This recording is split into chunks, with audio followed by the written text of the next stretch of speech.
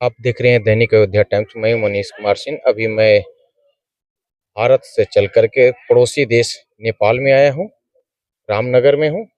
और यहाँ अभी एक महायज्ञ होने जा रहा है, जिसमें यहाँ काफी सारे लोग आए हुए हैं और ये 10 दिवसीय महायज्ञ होगा। श्री गणेशाय नमः। मंगलम भगवान विष्णु मंगलम गरुड़ध्वजा मंगलम पुंडरीकाक्षाय मंगलाय तनोहरि। माघेश आंदोलयाम मारिका वीरो शहीद रुको। इजराइल कामा आतंकवादी हमला मारिको नेपाली रुको लागी। आत्मा शांति कामना हेतु 10 दिवसीय यज्ञ भाईरुको छो। इजराइल को जिनको लागी नेपालाम हिंदू राष्ट्र स्थापिको लागी। श्री सीताराम संत समाज संस्था नेपाल शाखा पंचरौताम नेपाल रामनगर वार्ड कार्य समिति संगठन प्रमुख श्री देवनंद दास जी के द्वारा महायज्ञ का आज शुरुआत होने जा रहा है। तो आप सभी नेपाल वासी, भारतवासी से नम्र निवेदन एवं आग्रह है कि इस महायज्ञ में अपना समय निकालकर सम्मिलित होकर के पुण्य का भागी बने।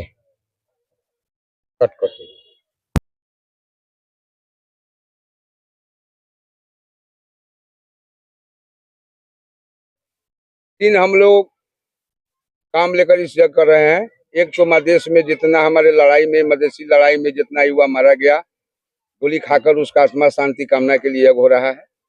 दूसरा, हमारे देश में 81% हिंदुत्व रहते हुए भी यहाँ हम लोग को बंधक जेल जैसा बनाकर यहाँ का शासक राज लोग, कुछ कम्युनिस्ट शासक लोग हम लोग को रखा हुआ है। मैं भारत सरकार से, योगी नरेंद्र मोदी जी से मैं आग्रह करूंगा कि भारत को तुरंत, नेपाल भारत से जितना जल्द हो नेपाल को धर्मनिरपेक्ष कराने के लिए, इसको हटाने के लिए तुरंत पहल करे। योगी जी भी बोले हैं इसकी पहल हो और नेपाल में हिंदू राष्ट्र का पहले स्थापना हो। और हमारे देश का इजराइल में आतंकवादी द्वारा जो मारा गया नेपाल का, हमारे नेपाल का सपूत्र लोग 10 आदमी, उसको आत्मा शांति सामना के लिए भी यज्ञ हो रहा है। और हमारे देश में आज जनता पूरा एकदम 81% रोड में आने की तैयारी हो गया कि हम लोग हिंदू राष्ट्र चाहिए। इसके लिए हम लोग को आरएसएस मोहन भागवत जी सहयोग करे। जितना सनातन धर्म का अखाड़ा का महंत जी लोग हैं, भारत से मैं आग्रह करूंगा कि जितना जल्दी हो नेपाल को, इसको हिंदू राष्ट्र बने और विश्व में इसका संदेश पूरा जाए। पहले से भी हिंदू राष्ट्र था, आज भी रहे। सरकार तो हम लोग का विरोध में है ना, इसीलिए सरकार से काठमांडू में देखिए, राजा के नाम पर, धर्म के नाम पर लाखों करोड़ों लोग अब उतरने का स्थिति देश में आ गया। ये आंधी और तूफान रुकने वाला नहीं है। ये सनातन जाग चुका है। जैसे अभी कुंभ जो हुआ है, विश्व का सनातन धर्म का झंडा हम लोग गाड़ दिए हैं। ये नेपाल में भी अगर उसको, सरकार को अगर दिक्कत है तो जनमत संग्रह कराकर इसे धर्म निरपेक्ष करा सकता है। वो धर्म जनमत संग्रह करावे, नहीं तो हिंदू राष्ट्र घोषणा करे। जनमत संग्रह की मांग कर रहे हैं नेपाल सरकार से, और ये लोग हिंदू राष्ट्र नेपाल को घोषित करने के लिए पूरी तरह से तैयार है और सरकार से अपनी मांग कर रहे हैं।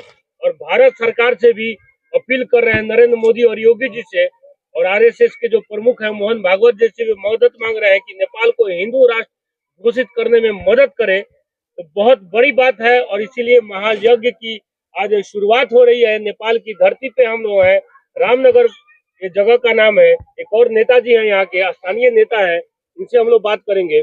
नेपाल की धरती पे, रामनगर की धरती पे जो महायज्ञ की शुरुआत आप लोग कर रहे हैं, जैसा कि उन्होंने बताया, हिंदू राष्ट्र घोषणा की मांग है और कुछ आत्मा की शांति के लिए भी आप लोग मांग कर रहे हैं, जो अपना आयुति दिए थे।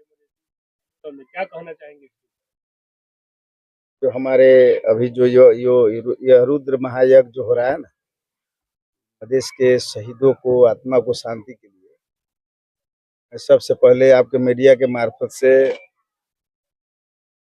ऐसे मतलब उद्देश्य को लेकर, जैसे जो एक शहीद को आत्मा के शांति के लिए, उसके याद के लिए, जिन्होंने हमारे अधिकार के लिए बलिदानी दिया और उसके याद में इतना बड़ा जग का आयोजन इन्होंने हमारे यहाँ के संत और हमारे गंभीरा सहनी जी लगाए लोगों ने आयोजना करके इतना बड़ा जग का आयोजना जो इन्होंने किया है, सबसे पहले उनको मैं और इस जग को आयोजक जितने लोग हैं सभी लोग को मैं इसी जगह से मीडिया के मार्फत से मैं धन्यवाद देना चाहूँगा। और एक बात आपने कहा हिंदू राष्ट्र का, नेपाल तो पहले से ही हिंदू राष्ट्र था, सभी को मालूम है, लेकिन बीच में जो देश में गणतंत्र जो आया ना, गणतंत्र आने के बाद में यहाँ के राजतंत्र जो राजाशाही था, राजाशाहियों को यहाँ के जनता ने समाप्त की और उसी समय में जनता ने गणतांत्रिक व्यवस्था में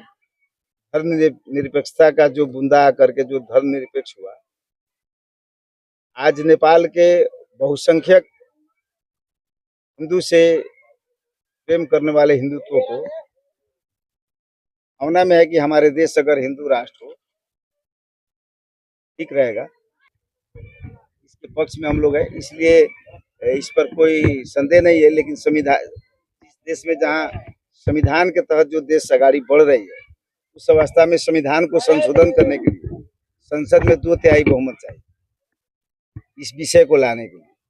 तो अभी जनता की जो वैसे किस्म का मांग जो आएगी, उस आधार पर हमको लगता है कि यहाँ के शासक जो गणतंत्रवादी हम लोग जो हैं, इस पर पूर्ण विचार करके आगाड़ी बढ़ने की अवस्था में लोग विचार कर रहे हैं। नेता है, जनता के बीच में रहते हैं, जनता की क्या मांग है? जनता चाह रही है कि हिंदू राष्ट्र घोषित हो। देखिए, जनता ने तो इस देश में राजा को हटाने के लिए गणतंत्र का सोच ले आया, जनता के सोच से ही आया था। और 2046 साल में प्रजातंत्र जो जनता के ही मांग अनुसार यहाँ पर प्रजातंत्र आया। जिस समय त्रिपक्षीय सरकार यहाँ पर था, राजा और वामपंथी और मतलब लोकतांत्रिक विचारधारा के लोग की सहमति से 2047 का संविधान आया था और उसी संविधान के तहत देश आगाड़ी बढ़ते बढ़ते बीच में जो हमारे 2058 साल के करीब में दरबार हत्याकांड के बाद में जो ज्ञानेंद्र ने 2047 को संविधान को खत्म करके अपना एक दलीय शासन ले आने का कोशिश जो किया ना, उसी समय जनता ने उनके गतिविधि को इनकार करते हुए शासन को फेंका और एक नया गणतांत्रिक व्यवस्था जो अभी हमारे देश में संघीयता सहित का जो गणतांत्रिक व्यवस्था है, इसको ले आने में सभी लोग लगे और व्यवस्था सफल हुआ, जिसमें हजारों हजार शहीद लोगों ने अपना बलिदानी दी।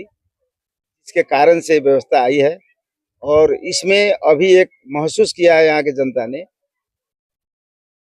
विशेष रूप में हिंदुओं ने, कि अगर हमारी देश अगर हिंदू राष्ट्र हो, यहाँ के लोगों का मांग है कि व्यवस्था यही रहे, लेकिन उसमें वो हिंदुत्व का एक जो हिंदू राष्ट्र के रूप में इसको घोषणा किया जाए। ऐसे किस्म का मांग जो आगाड़ी बढ़ रहा है ना, इस विषय पर हमको लगता है कि सारे दल सहमत होकर के इस अवस्था को पूरा करने में आगाड़ी बढ़ेंगे, मुझे विश्वास।